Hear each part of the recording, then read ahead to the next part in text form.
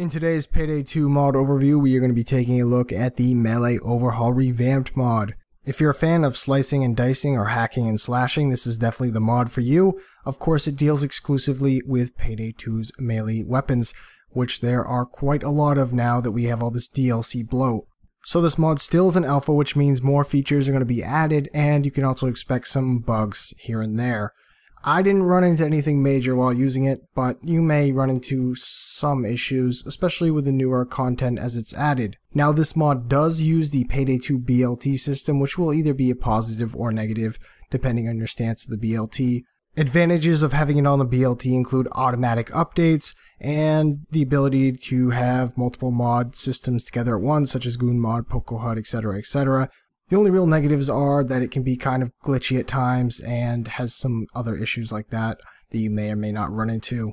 Now this mod does do some stuff that is non-cosmetic and does change gameplay up slightly. However, you have no chance of being banned while using it, just like everything else like Goon Mod, Hawk's HUD, etc., etc. However, if you think something's a little bit cheap, you can disable whatever you want here and only roll with what you think is best.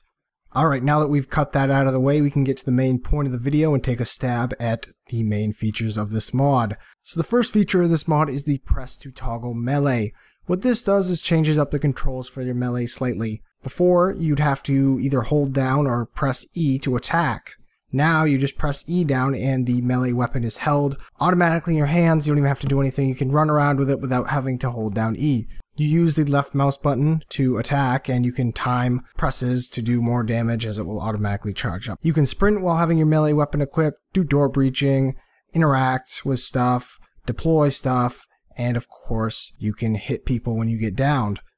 If you've ever wanted to just run a melee only build, this is definitely the option for you. Now, two features this mod has deal with random stuff happening, which is very common in Payday 2, so it will fit right in. The first one is having a chance of instantly answering a pager when you knife somebody in stealth. The second one is having a chance of randomly restarting a drill while you whack at it, because that's how electronics and stuff work in real life, so that does make a lot of sense. Now, one kind of annoying thing with this mod is that you do have to join a Steam community group to get access to some of the features. These features include stuff like decapitations, which are bloody awesome, melee effects, which basically means when you hit something with your melee weapon, an effect will happen out of it. For example, you can get blood out, which makes sense when you're attacking an enemy, not so much when you're attacking a wall.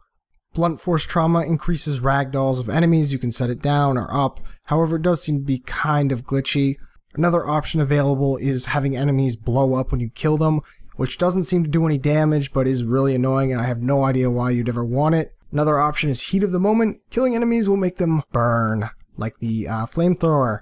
This mod also has options for the newly added taser weapon. There isn't a lot here for it so far, but it was just recently added, so give them some time to make some options here. And there's some other minor stuff that you can find out on your own when you play with this mod. Make sure to stab that like button and subscribe for more videos on Payday 2, Killing Floor, and other cool games. And see you in the next video, guys.